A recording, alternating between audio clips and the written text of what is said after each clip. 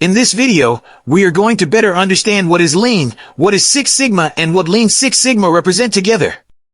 As the concept is quite complex, we will try to make it as applicable, understandable, and easy as possible. So, let's get started.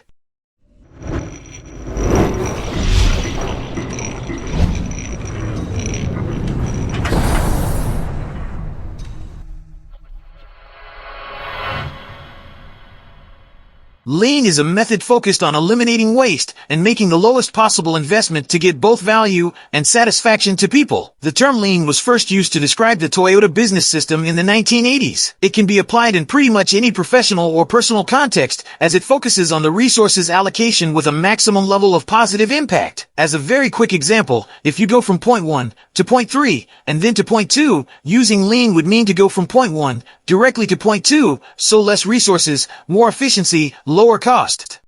Six Sigma was designed with a specific goal, to reduce variation and the defect rates and through statistical analysis.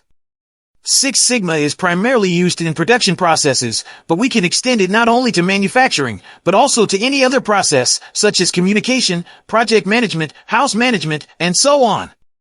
At the core of Six Sigma is DMAIC, which stands for Define, Measure, Analyze, Improve, and Control. Lean Six Sigma combines the two essential methods to generate the most efficient and powerful problem-solving model. Each one of the two is based on science, data, analysis, and effective measures to ensure a continuous improvement model. From a practical perspective, if you are doing the very same thing over and over again, and you seek to improve continuously, most probably you will have a Lean Six Sigma approach. To better understand why Lean Six Sigma is important, we can look to worldwide use cases and see the created impact. 53% of the Fortune 500 companies decided to use the Lean Six Sigma approach in their business operations. Thinking at scale, Lean Six Sigma uses the DPMO, which stands for defects per million opportunities. In terms of costs, Lean Six Sigma generated $427 billion in efficiency savings. This high-level data can be scaled to pretty much any project, and even to our personal life and way of living.